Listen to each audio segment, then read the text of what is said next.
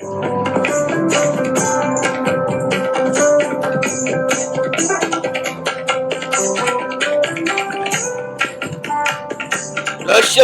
આરાધના એટલે સિદ્ધ ચક્રની આરાધના. એક બાજુ સંસાર ચક્ર છે, એક બાજુ સિદ્ધ ચક્ર છે.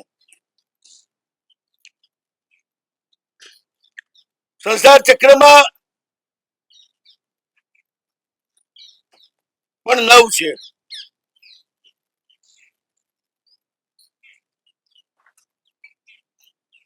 પાંચ વિષયો, 4 કસાયો, એનું ચક્ર સમગ્ર સંસારમાં આપણને પરિભ્રમણ કરાવે છે. એની સામે સિદ્ધ ચક્ર જે 5 વિષય અને 4 કસાય અને જીતાડી આપે છે.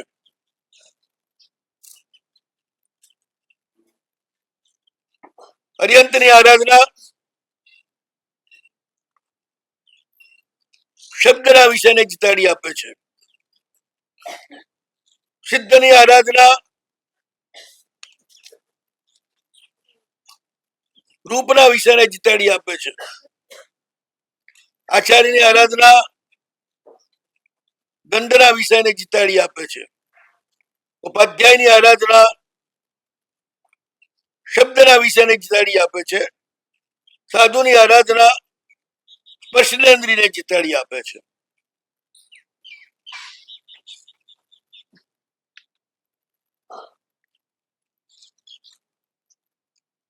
પછી રહ્યા કોણ? દર્શન, જ્ઞાન, ચારિત્ર અને તપ.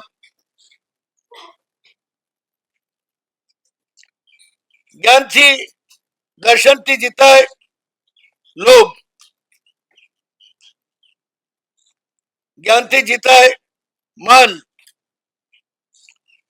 ચારિત્રથી જીતાય માયા, તપથી જીતાય ક્રોધ. આ રીતે સંસારના મૂળ રૂપ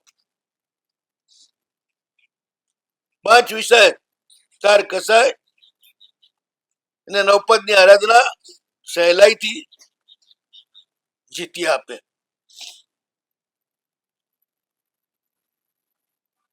9 પદની આરાધના કરે એના બધા મનોવાંછિત પૂરા થાય અને છતાંય દુર્ગતિમાં એ ક્યાંય ફસાય નહીં. આવા 9 પદજી એટલે સિદ્ધ ચક્ર, જે સંસારના ચક્રને નષ્ટ કરનાર છે. એમાં આજ કયું પદ? ઉપાધ્યાય પદ.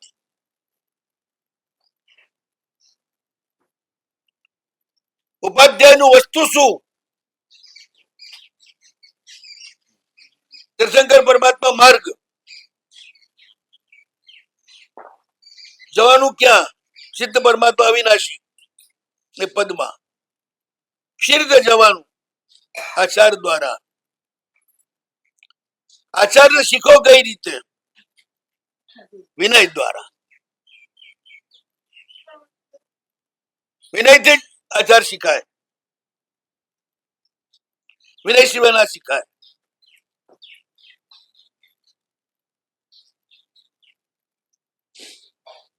જ્ઞાન વિનયથી જ આવે.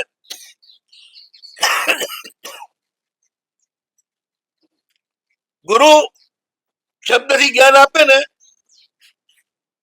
પણ શિષ્યનો વિનય હોય તો જ આપેલું જ્ઞાન તમારામાં ટકે અને ગુરુએ બીજ રૂપે આપેલું જ્ઞાન વૃક્ષની જેમ તમારામાં ફેલાય.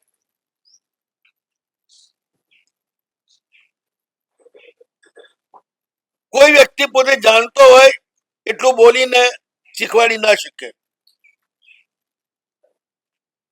પણ એના વિનયથી એનામાં રહેલું જ્ઞાન આપણામાં પ્રતિબિંબિત થાય. ઉપાધ્યાય એટલે વિનય, વિનય એટલે ઉપાધ્યાય. સૌથી પ્રથમ ઉપાધ્યાય કોણ બોલો ભગવાન મહાવીરના શાસનમાં?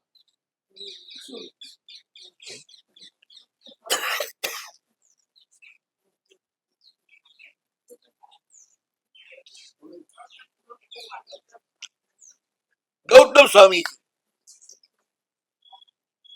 આચાર્ય ને અરિયન તો જ જાય છે ગૌતમ સ્વામી ના નામમાં, એમનો મંત્ર આવે છે. આચાર્ય અને અરિયંત બે એક જ પદ છે. તીર્થંકર નામકર્મ હોય એ અરિયંત કહેવાય, અને આચાર્ય નામકર્મ હોય એ આચાર્ય કહેવાય, પણ બેની સત્તા સરખી. તો ઉપાધ્યાય કેમ કીધા ગણધર?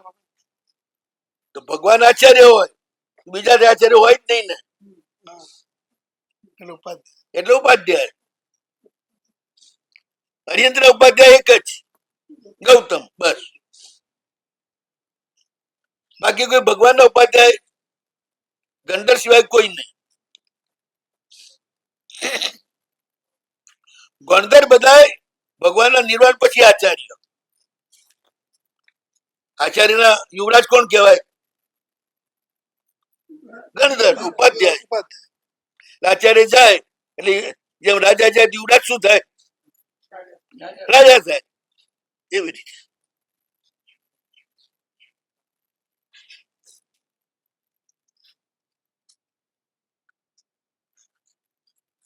અરિયંત પરમાત્મા સફેદ,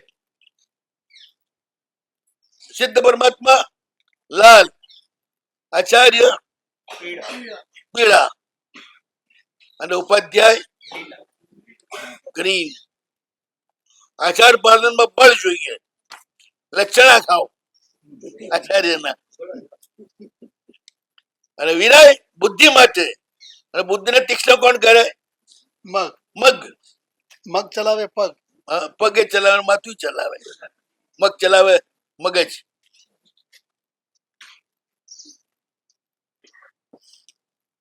એમનું ધાન્ય મગ. મગ છે ને એકદમ જે સારા આવે ને, પૂરા ગ્રીન નથી હોતા, થોડા ભૂરા હોય છે. વાવેચીના જે મગ આવે ને મોટા મોટા, એકદમ ગ્રીન ના હોય, થોડા ભૂરા સુપર આવે. નીલમ પણ ભૂરું આવે. આકાશ પણ વાદળા વિનાનું હોય ને, ચોખ્ખું, ત્યારે બ્લુ ના હોય, ભૂરું હોય. કલર છે ને જેમ જેમ આગળ વધે છે ને એમ બ્લેકનેસ તરફ જાય છે. પેલો સફેદ, માં સહેજ બીજો કલર ઉમેરાનો એટલે લાલ, એમાં સહેજ બીજો કલર ઉમેરાનો એટલે પીળો થઈ ગયો. એ પીળામાં જ થોડો બ્લેક ઉમેરાય તો ભૂરો થઈ જાય. કોઈ દિવસ કોઈ માણસ કઈ ઝાડના પાંદડા જેવો લીલો કોઈ દિવસ ના હોય, પણ દૂરથી ઝાડની ઘટા હોય ને એ કેવી દેખાય? ભૂરી. એટલે આપણો જે કલર છે એ જ, આ ભૂરો કલર છે. અને કાળો બી ના કહી શકો, અને પીળો બી ના કહી શકો, આ ભૂરો ચીકણી કલર. એ થોડો બ્લેક થાય એટલે કાળો થઈ જાય.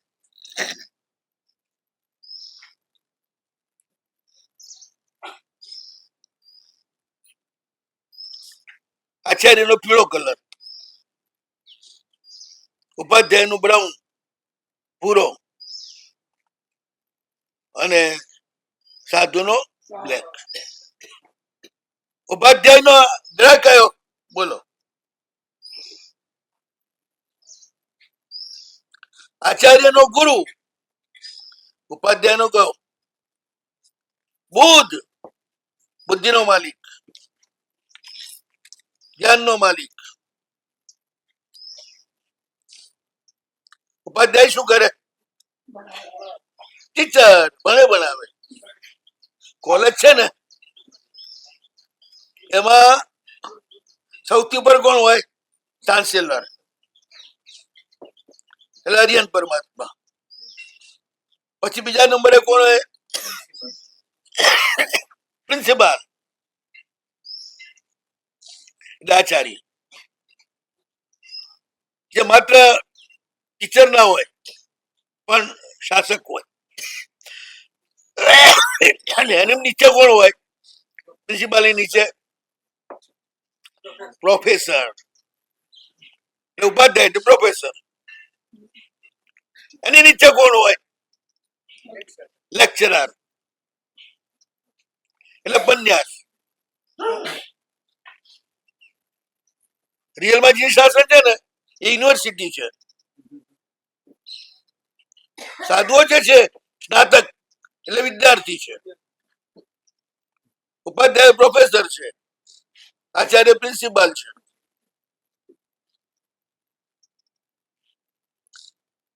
અને મુનિઓ બધા ભણતા જાય ભણતા જાય ભણતા જાય, આગળ વધતા જાય. જેમ ભણે એમ એમને ગ્રેજ્યુએશન મળતું જાય. ગણી બને, પન્યાસ બને, સ્વાધ્યાય બને, પ્રવર્તક બને, ઘણા વચ્છેદક બને, ઘણા બધા આવા બધા પદો છે. ઉપાધ્યાય એટલે પ્રિન્સિપાલ ની નીચેના મુખ્ય પ્રોફેસર.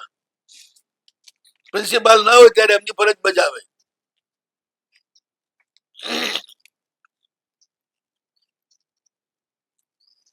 આચાર્ય ને ઉપાધ્યાય એમની અંડરમાં બે જ ગ્રહ, એક જ.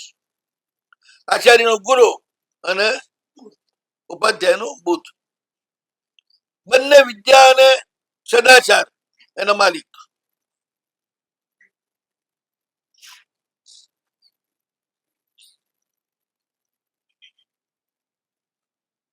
હરિયન પુણ્યના ભંડાર, સિદ્ધ સુખના ભંડાર.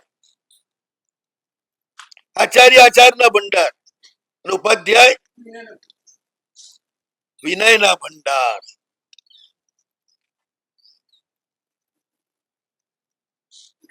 વિનય એમનું સ્વરૂપ. ઉપાધ્યાય જેવો વિનય કોઈનો ના હોય.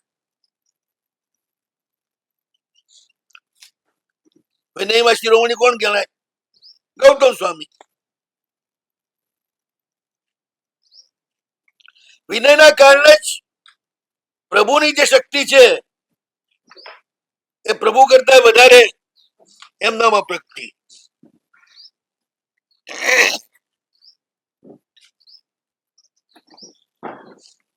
50,000 ને કેવળ જ્ઞાન આપી દીધું.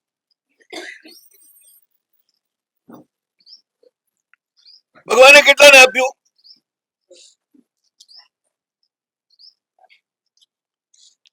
2800 ને 2100 ને 700 શિષ્ય, 1400 શિષ્યાઓ.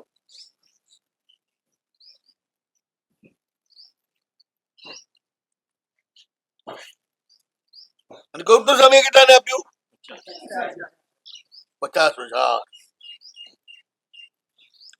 પુંડરીક સ્વામીએ કેટલાને આપ્યો મોક્ષ? 5. ગૌતમ સ્વામી કેટલા હો?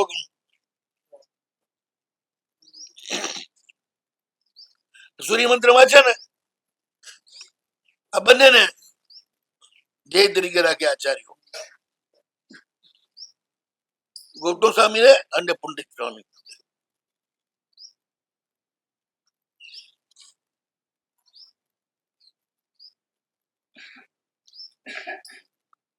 આ રીતે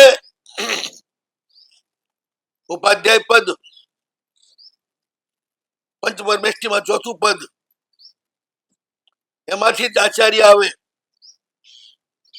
એવું એ પદ. એની આરાધનાનો આજે દિવસ. 25 એમના ગુણ, 25 કમાસમણા, સાથિયા, કૌશક અને ઓમ રીમ નમો ઉજ્જૈનમ, વિસ્માળા.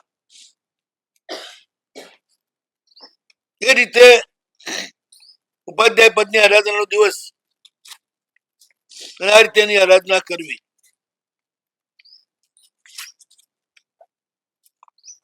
અનંતની આરાધનાથી ક્ષણિક મહારાજા અર્યંત બનશે. સિદ્ધ પદની આરાધનાથી જ 5 પાંડવોને બધા મોક્ષમાં ગયા. આચાર્યની આરાધનાથી પરદેશી રાજા સદગતિનો ભાગી બન્યો. ઉપાધ્યાય પદની આરાધનાથી ગૌતમ સ્વામી વગેરે એમની આરાધનાથી અનેક વ્યક્તિઓ મોક્ષના ભાગી બન્યા. ઉપાધ્યાયના વિનયથી મુનિઓ શ્રુતના પારગામી બને.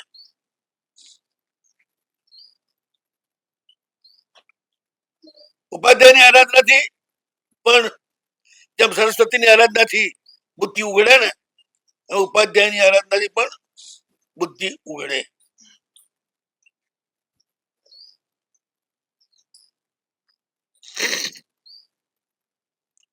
ભગવાન પાર્શનાથ અને ઉપાધ્યાય બેનો કલર કયો?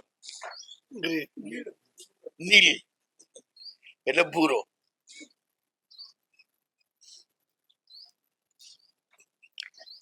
પાર્શનાથની આરાધનામાં પણ ઉપાધ્યાયની આરાધના સમાય. ઉપાધ્યાયની આરાધનામાં પાર્શનાથની આરાધના પણ સમાય.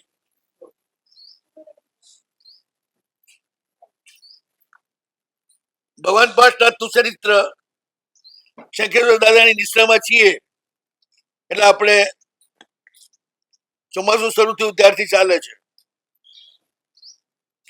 વચ્ચે થોડા દિવસ ગેપ પાડ્યો, પાછું શરૂ કર્યું. ભગવાન પાર્શનાથના 10 ગણધરો એમને જોઈને અશ્વસેન રાજા બહુ રાજી થઈ ગયા. દીકરાની સમૃદ્ધિ જોઈને કોણ રાજી ના થાય? દીકરો છે અને ભગવાન પણ છે, ડબલ શક પણ લાગે રાજાને. ભગવાને પૂછ્યું એટલે ભગવાને જવાબ આપ્યો.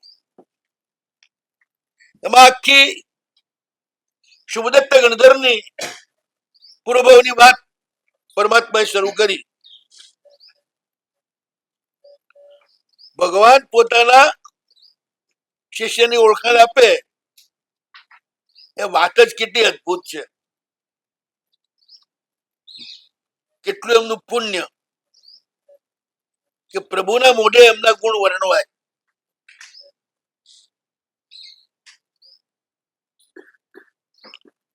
ગુરુ શિષ્યના ગુણ વર્ણવે એનાથી કોઈ મોટી ઘટના આ વિશ્વમાં નથી.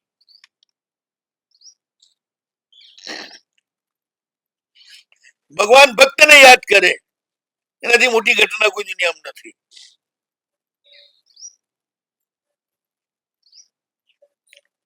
ભગવાને કોને યાદ કરી હતી? સુલસાન, બીજા કોઈ નહીં.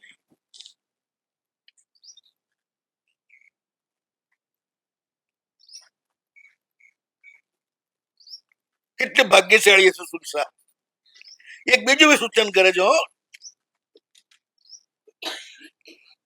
ભાવિના શાસનમાં સાવકો કરતા સાવિકાઓ ચડિયાતી હશે.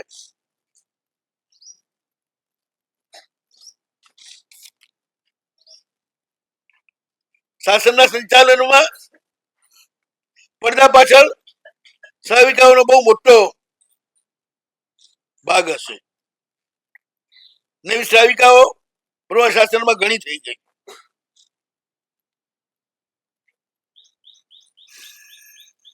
પહેલી જ સંપ્રતિની માં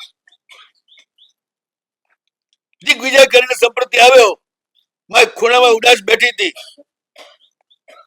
સંપ્રતિ કહ્યું, માં હું 3 ખંડનો દિગ્વિજય કરીને આવ્યો છું, તું ઉદાસ કેમ છે? તો બેટા કે નરકને આપનારા રાજ્યને વધારે એમાં હું શું ખુશ થવું કે તારા ઉપર? તો માં હું શું કરતો તું ખુશ થાય? આખી ધરતીને જીન ચૈત્યથી મંડિત કરે તો હું ખુશ થાઉં. અને મારી પ્રેરણાથી સંપ્રત્ય પ્રતિજ્ઞા કરી કે રોજ એક દેરાસરનો કળશ ચડ્યા પછી જ હું દાતણ કરીશ.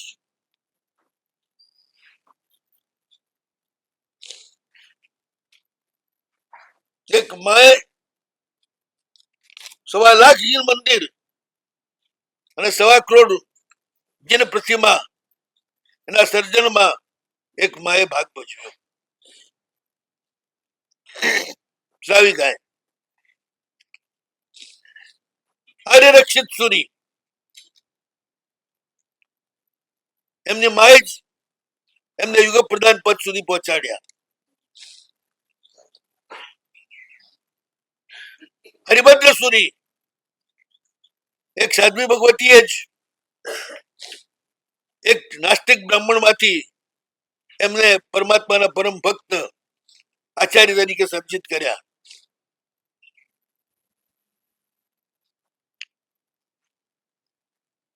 હેમચંદ્ર સુરીજી એમને પણ એમની માં પાહિનીએ ગુરુ માને સોંપ્યા ઉદારતાથી. તો હેમચંદ્ર સુરી સર્જાણા. વસ્તુપાલ તેજપાલ આટલું બધું કામ કર્યું, એની પાછળ અનુપમાનો હાથ.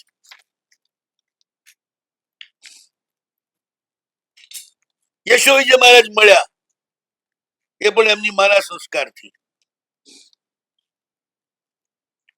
સહયોગાઓ બધું ઘણું કરી શકે, જીન શાસનના આધારભૂત બાળકો આપી શકે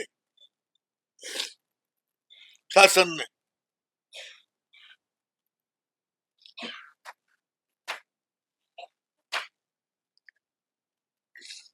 તો ભગવાન ખુદ પોતાના શિષ્ય બનેલા ગણધરો એમના ગણધર થવામાં નિમિત્તભૂત જે ગુણો છે એની વાત પૂર્વભવના દ્વારા માને છે. આપણે જોઈ ગયા જયમંગલ રાજકુમાર કૌશાંબીનો અતિ ઉદારતાના કારણે એને નીકળવું પડ્યું. તીર્થંકરો ગણધરો આપણા અતિ ઉદાર જ હોય. ઘર બાળીને તીર્થ કરનારા હોય. મોતના જોખમથી કુળપુત્રને બચાવ્યો, બીજી વાર મોતના જોખમથી કુવલયચંદ્રને બચાવ્યો. હવે પિતાજી પાસે પહોંચી ગયો, પિતાજીને આરાધના કરાઈ કે સર્વાર્થ સિદ્ધિમાં પહોંચી ગયા 5 જ દિવસના સંયમમાં. બોલો કેટલી તાકાત. મંડાધ્ય વસાયોમાં રાજા બન્યા. સાવક્યમાને ગમ્યું નહીં, ઝેર આપ્યું, પોટલું બાંધી નદીમાં ફેંકી દીધા. પણ સંયમ લેવાની તીવ્ર તમન્નાએ એમના મૃત્યુને અટકાવ્યું. સતત પાણીના મારાથી ઝેર ઉતરી ગયું અને એ જ જેને એમણે બચાવ્યો હતો એ જ પાછો એને એમાંથી બહાર કાઢતા અને એમને બચાવનાર બન્યો. એને ખબર નથી કે આ મારા ઉપકારી છે. એ જ ગભીરક ગામ, એ જ કુલપુત્ર એને ત્યાં પાછા પહોંચ્યા. બધા સંયોગો કર્મના કેવા ગજબના હોય છે. બદલો ભલા બુરાનો અહીંનો અહીં મળે છે. જે ભલું અહીં કર્યું હતું એનો બદલો એ જ કુલપુત્ર આવ્યો, એને જ પોટલું જોયું, કાઢ્યા તો બચ્યા ને. નદીમાં તરતા ગયા હોત તો છેવટે દરિયામાં પહોંચી જાત. અને એના ઘરે 24 કલાક રોકાણા. 2 દાડા હાથ પડતા તો વાજા વાગવા લાગ્યા. ગામના ગોંદરે બધા વિચારમાં પડ્યા કે શું વાત છે, આટલા વાજા કેમ વાંચે છે. તો ગામના લોકોએ દોડ્યા, કુલપુત્ર કે દોડ્યો, જોયું તો બહુ મોટી સેના આવી છે. સેનાની અંદર સેનાપતિ જેને ગામ લોકોને પૂછ્યું કે આવી જાતના મોકળા વાળા, આવા એક રૂપાળા એવા કોઈ પુરુષ તમારા ગામમાં આવ્યા છે? ગામ લોકો તો કોઈ બોલતું નથી. ત્યાં કુલપુત્રે કહ્યું કે હા, તમે જેવો કહો છો એવો પુરુષ તો મારા ઘરે આવીને બેઠો છે. સેનાપતિ ખુશ થયો, એના આખા શરીર ઉપરના દાગીના ભેટ આપી દીધા. જૂના જમાનામાં આવું જ હતું. માણસ ખુશ થાય ને, જે પહેરેલું એ બધું આપી દે, ખિસ્સામાં જેટલું હોય એટલું એ બધું આપી દે. આ ખુશીની નિશાની છે. ખાલી તાળી ના આપે કે લે તાલી.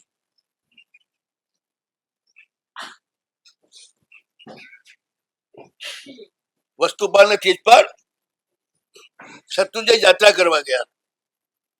ત્યાં વસ્તુપાલે બહાર મંદિર બનાવ્યું છે ને, દાદાના દરબારમાંથી બહાર નીકળે ને જમણી બાજુ મંદિર છે ને, વસ્તુપાલનું છે.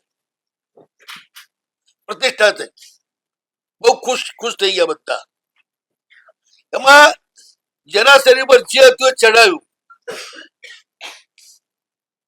તો અનુપમા દેવીની ખાસ દાસી ભોપલા, એને પોતાના દાગીના બધા ચડાવી દીધા. દાસીએ કેટલા લાખના ખબર છે? દાસીના દાગીના 22 લાખના.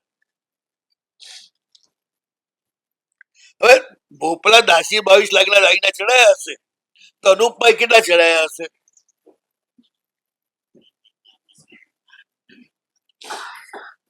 જેની દાસી 22 લાખના દાગીના પહેરે અને શેઠાણી કેટલું પહેરતી હશે? કેવી રીતે પોતાના નોકરને રાખતા હશે? કેટલી માણસાઈ! પ્રભુનું શાસન છે ને, આવા ગુણવાનથી જ ટકે છે, પૈસાથી નહીં. ઉદારતાથી જ ટક્યું છે આજ સુધી, ઓછી વસ્તી હોવા છતાંય. પૈસાથી નથી ટક્યું, ઉદારતાથી ટક્યું છે. આખા શરીરના ઘરેણા સેનાપતિ આપી દીધા. ગામમાં જઈને સીધો એના ઘરે ગયો. સામે જ રાજા બિરાજમાન હતા, જય મંગલ. સેનાપતિ ને બધા આવી પગવા પડ્યા. રાજા આશ્ચર્યમાં પડી ગયો, તમને ખબર કેવી રીતે પડી કોઈ આવી ગયો છું? તમને ગોત્યો કઈ રીતે? એમણે કહ્યું કે તમે તો મધ્યરાત્રિના સમય ગયા એકલા જય શેખરની ખબર લેવા, પણ પછી તમે ક્યાં ગયા એની ખબર જ ના પડી. હવે શું કરવું? તમારી માને બહુ દબાઈ પૂછ્યું, એને એક જ જવાબ આપ્યો, મારા છોકરાને જોઈ એટલે એમના ભાઈને જોઈ એટલે પાછા ગયા. એક ટાઈમે એ સિવાય હું કશું જાણતો નથી. હવે તો બધા ગભરાઈ ગયા. ચારે બાજુ તપાસ કરી, તમારું ક્યાંય પગલું ના મળ્યું. હવે શું કરવું? લોકો એટલા બધા દુઃખી થઈ ગયા, નાના બાળકોએ પણ પાણી પીવાનું છોડી દીધું. જમવાની તો વાત છોડો, પાણી પણ ના પીએ. રાજાએ કેટલો પ્રેમ સંપાદન કર્યો હશે. એમની ગેરહાજરીમાં બાળકો પણ પાણી પીવાનું છોડી દે. અંતઃપુર તો બળી બરબાદ તૈયાર થઈ ગયું.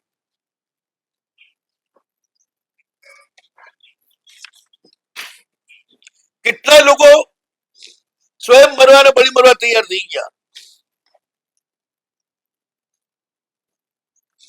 કરવું શું? બહુ મુશ્કેલીથી બધાને રોક્યા. લોકોનો શોકનો આવેગ ઓછો થયો. અમે તો બધા હવે કરવું શું? જમીન માર્ગ આપે એમાં હમાઈ જઈએ. આટલા બધા અમે રાજાને હાચવી ન શક્યા. એટલામાં એક ચૂડામણી શાસ્ત્રનો જાણકાર પુરુષ આવ્યો. ચૂડામણી શાસ્ત્રના જે જાણકાર હોય ને, એ 16 પ્રશ્નમાંથી 15 પ્રશ્નનો જવાબ કેવડી ભગવાન આપે એવો આપી શકે, એટલું એનાથી જ્ઞાન એ લોકોને થાય.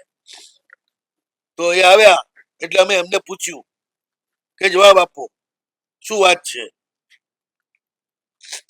તો એમાં જે પ્રશ્ન પૂછવામાં આવે ને, એમાં પહેલા કયો અક્ષર વપરાણો, પછી કેટલા અક્ષર વપરાણા, એનું આખું ગણિત હોય. એ ગણિત ઉપરથી ફટાફટ બધા જવાબ મળી જાય. તો એને જોઈને કહ્યું કે રાજા ઉપર ઝેરનો પ્રયોગ થયો અને એમને પોટલું બાંધીને નદીની અંદર વહાવી દેવામાં આવ્યા છે. ગંભીર ગામ પાસે પહોંચ્યું પોટલું, અને ત્યાંના કોઈ કણબીએ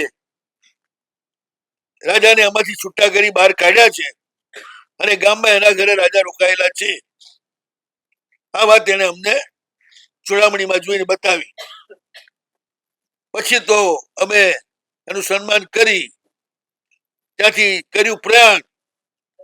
દોડમ દોડ અમે નીકળ્યા જમનાના કિનારે કિનારે, અને આખો દિવસ દળ મજલ કરી અહીં આવ્યા, અને અમારા પુણ્યના પડઘા પડ્યા ને તમારા દર્શન મળ્યા. હવે આરો ઘોડા ઉપર ચડો, જઈએ ઘરે. કુલપુત્રકને બોલાયો, સન્માન કર્યું, તિલક કર્યું, નારિયેલ આપ્યું, કામળી ઉડાડી ના, વસ્ત્ર અલંકાર વગેરે ખૂબ આપ્યું, એનું બહુમાન કર્યું. રાજા ઘોડેસવાર થયા. જ્યાં એમનું પડીની છાવણી ત્યાં પહોંચ્યા, વધામણું થયું. માને ખબર પડી કે આ તો આવ્યો પાછો, એ તો નાહી જ ગઈ. અંધારું ઓઢીને ક્યાં ગઈ એનો પત્તો જ નહીં. બિચારા જઈ શકે કઈ ખબર પડે નહીં કે મારી માએ આ બધા ધંધા કર્યા છે. રાજાએ પણ એને કઈ કહ્યું નહીં કે તારી માં આવી મને મારી નાખ્યો. એના મનથી તો હું ભાગ્યથી બચીને આવ્યો.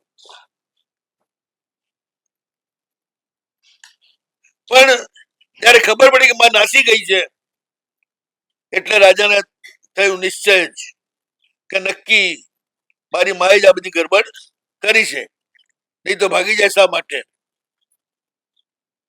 વિચાર કરે છે, ધન્ય તો એ સત્પુરુષોને છે જેમણે સંસાર છોડી અને નાની ઉંમરમાં જ દીક્ષા લઈ લીધી, જેથી આવા સંસારના પ્રપંચમાં પડવું ના પડે.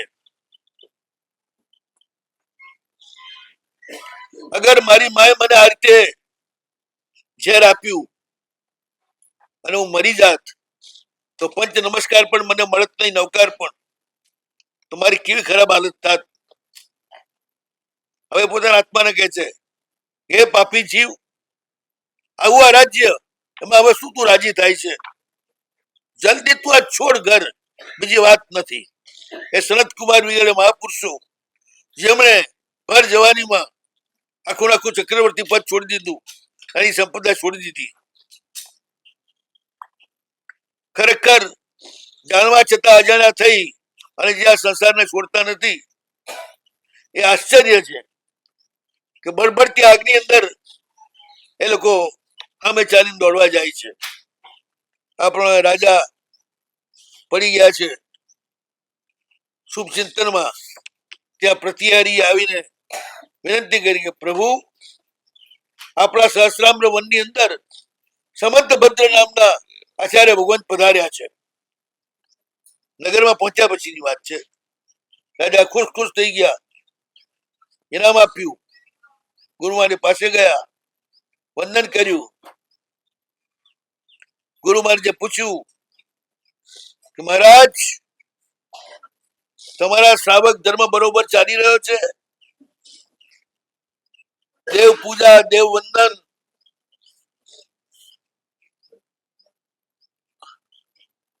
ગુરુ ભગવંતોની ઉપાસના, આ બધા સંસારમાં પડતા જીવો માટે ઉચકીને બહાર લાવનારા અનુષ્ઠાનો છે. તો બરોબર ચાલે છે? સંસારના બધા પદાર્થો નશ્વર લાગે છે? થોડો સંસારનો રાગ ઓછો થયો છે? ને હવે ગ્રસ્ત ધર્મથી પણ આગળ વધવાનો કોઈ મનોરથ છે કે પડ્યા છો ત્યાં જ પડ્યા રહેવું છે? રાજા કે પ્રભુ, અમે તો પાપમાં ડૂબેલા છીએ, ભવાભિનંદી છીએ, વિષયોમાં લુપ્ત છીએ, ધર્મના ચિંતનમાં ભોળા છીએ, તમે ધર્મોપદેશ આપો જેથી અમારું ઠેકાણું પડે.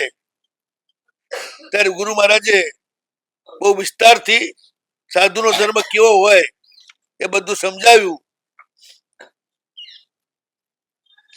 કેવી રીતે વિષય કસાયનો ત્યાગ કરી અને સંસારના દુઃખોથી મુક્ત થવું એ બધી વાત બતાવી. રાજાને થયું કે બસ હવે દીક્ષા જ લેવી છે. આ તો ગંભીર ગામની બહાર જ આ ઘટના બની ગઈ.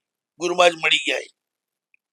પછી ગયો પડાવમાં, બધા મંત્રી સામંતોને બોલાયા.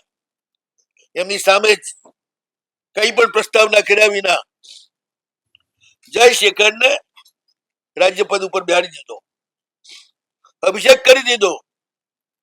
સાવકી માં જેને મારી નાખવા માટે પ્રયાસ કર્યો એના દીકરાને પોતે સામે ચારી સમ્રાટ બનાવ્યો.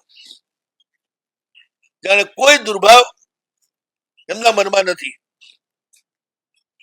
બધું કોષ કોઠાર બધું એને આપી દીધું.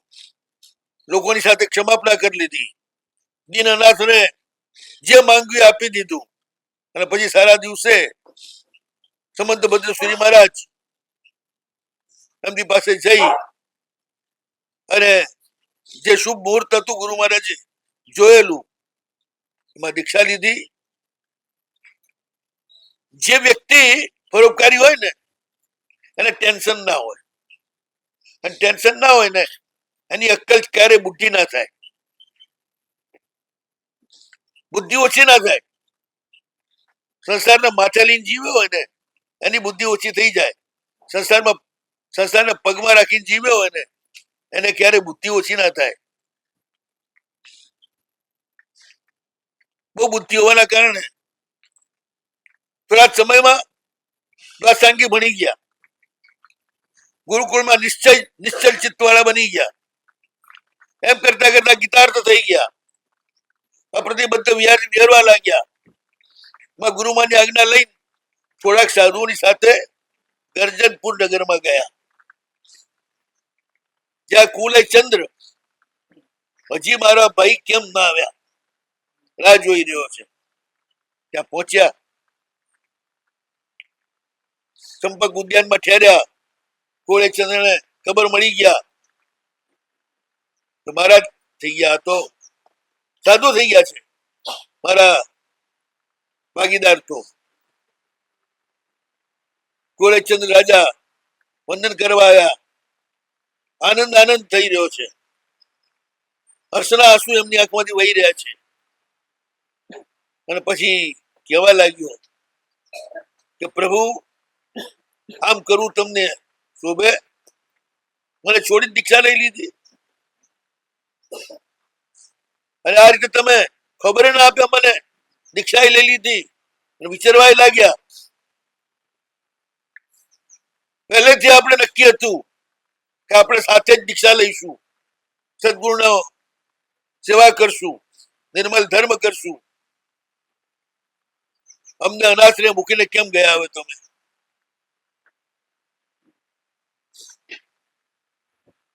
હજી મારો ચૈત્ર મૌન્ય કર્મ જબરદસ્ત હશે જેના કારણે તમારાથી છૂટો પડી ગયો, પણ હવે તમને અહીંથી મને લીધા વિના વિહાર નહીં કરવા દો.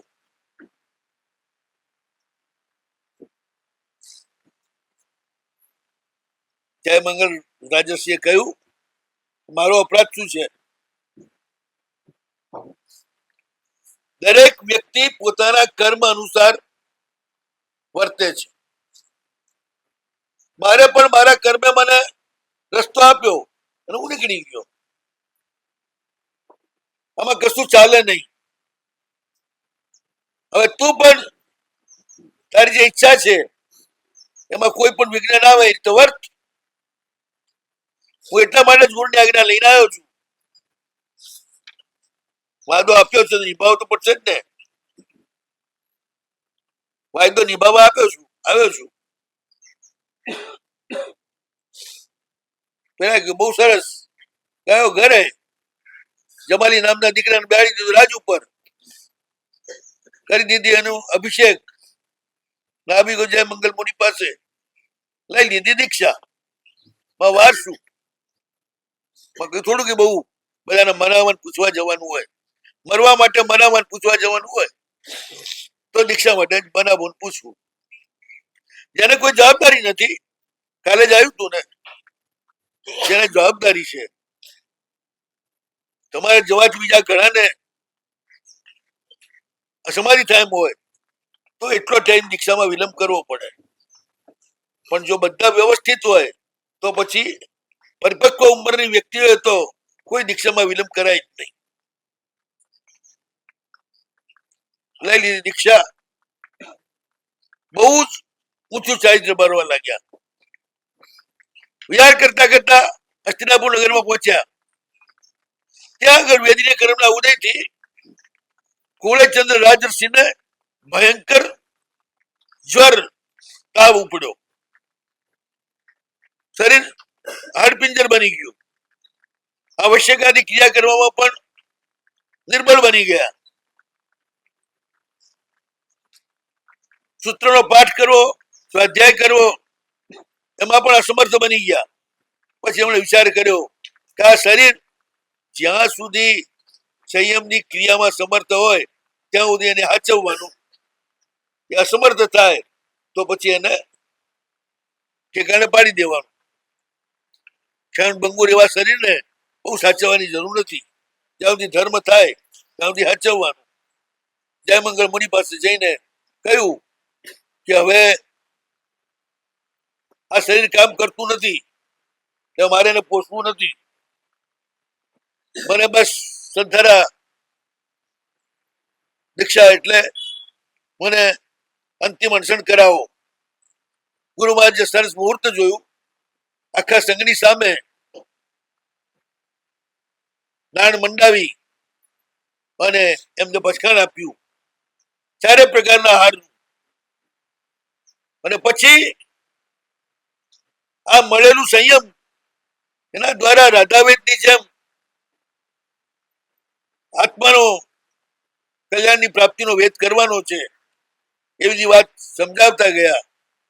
અને થોડાક જ સમય પછી એમનું આયુષ્ય પૂરું થવા આવ્યું. પંચ નમસ્કાર છેલ્લે બધા સાધુ સંભળાવી રહ્યા છે, એમાં લયલીન થઈ કાળ કર્યા અને 12મા દેવલોકની અંદર દેવ થયા. જય મંગલ મુનિ તો ઓર વિરક્ત બની ગયા. તે દિવસથી વિશેષ સંવેગ વધ્યો, તપ કરવા માંડ્યા. છઠ અષ્ટમ વગેરે રાતના પણ આખી રાત ધ્યાન કરે, કૌશક કરે. હવે પેલી માં ભાગી તો ખરી,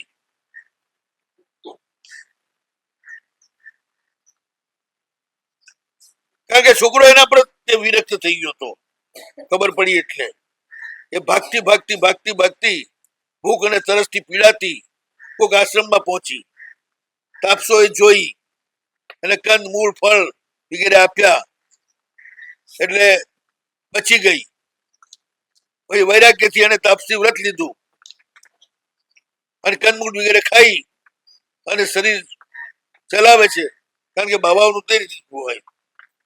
એમાં એને ઝાડા થઈ ગયા, મરી ગઈ રોગમાં, મરીને વેતરી થઈ.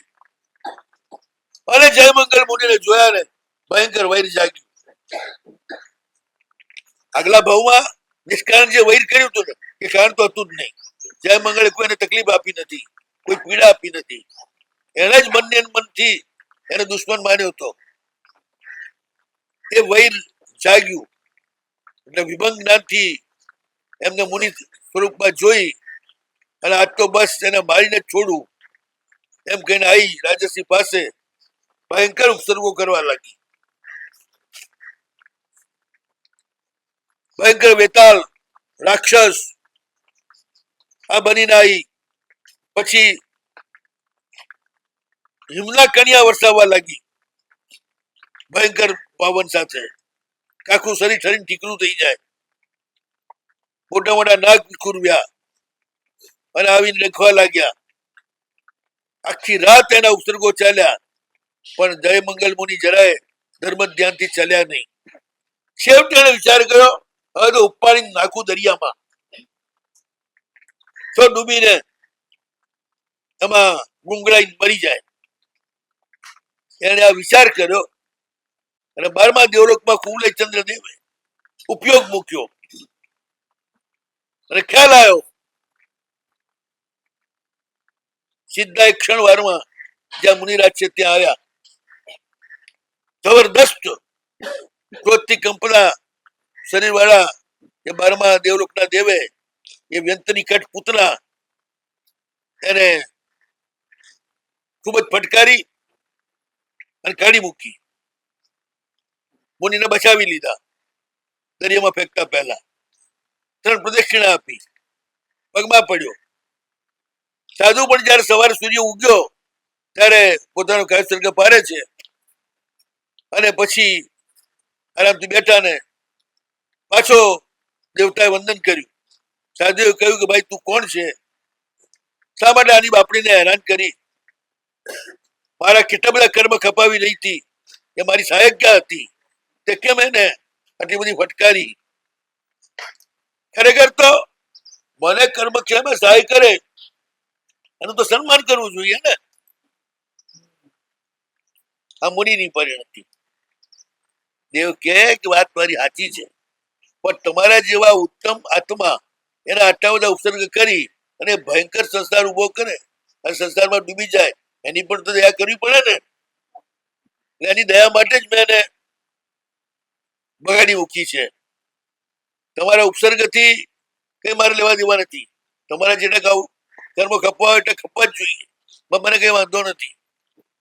ભગવાન કેવું, ગુરુ મહારાજ કે સારું, કયા દેવલખના છો, શું નામ છે? તો દેવે બધી વાત કરી. હું તમારો ખાસ મિત્ર કુવલય ચંદ્ર આ રીતે દેવલોકમાં ગયો છું.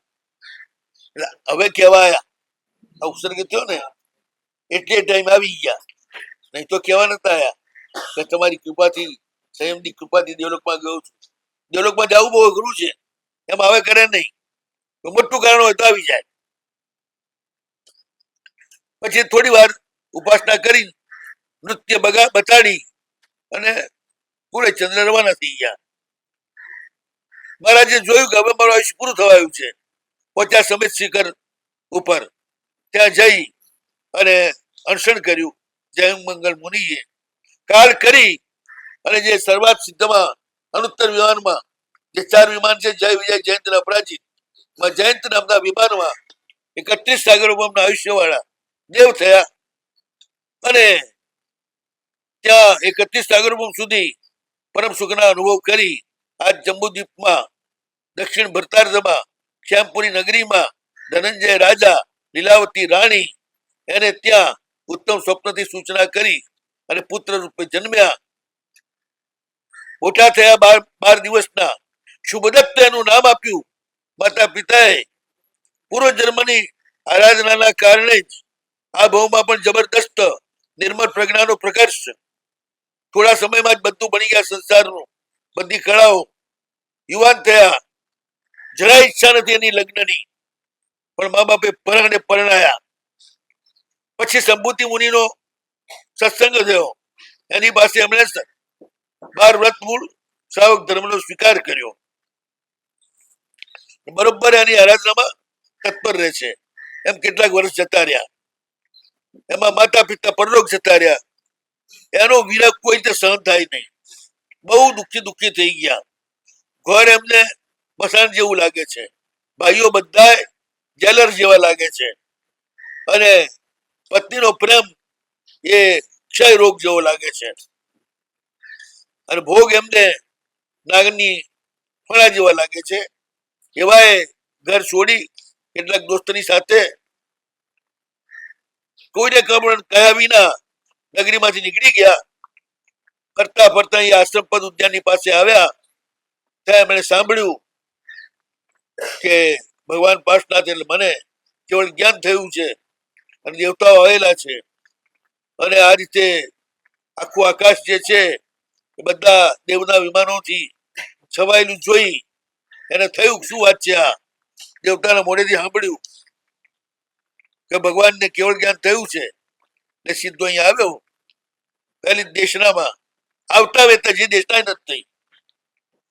ગૌતમ સ્વામીને કોઈ દેશના નથી સાંભળી, આવતા જ્ઞાન ભગવાન એમના સંશય છેદતા ગયા, એમાં આવી ગયા, ભગવાને જોઈને જ ઉભા થઈ ગયા, તમારે આપણા શિષ્ય થવું છે. તે રીતે શુભદત્ત જે છે વૈરાગ્યના કારણે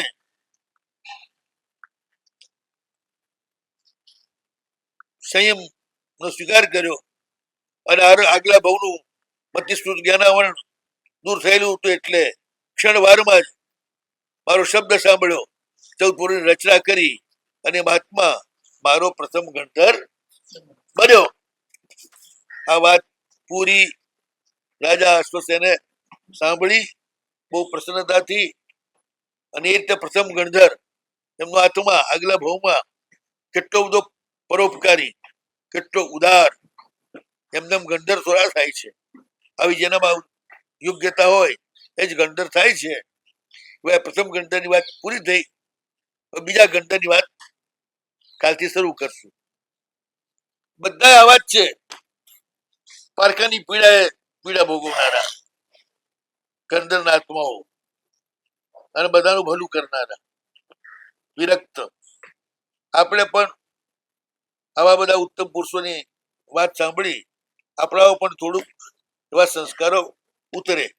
ઉત્તમ ના ગુણ ગાવતા ગુણ આવે નિજ અંગ. માત્ર વૈરાગ્યની વાતો નહીં સાંભળવાની, પણ પ્રેક્ટિકલ વૈરાગ્ય દ્વારા જે લોકો જીવે છે જીવન, એના જીવનની વાત સાંભળવાની આપણા માટે એનો બહુ મોટી અસર આપણા મન ઉપર થતી હોય છે. એવા લોકોની આપણને ખ્યાલ ના આવે, પણ આવી જે કથાઓ છે એ તો ભવની વ્યથાને દૂર કરનારી છે. તો આપણે એની ગણધર પદની અનુમોદના કરીએ આજે ઉપાધ્યાય પદના દિવસે.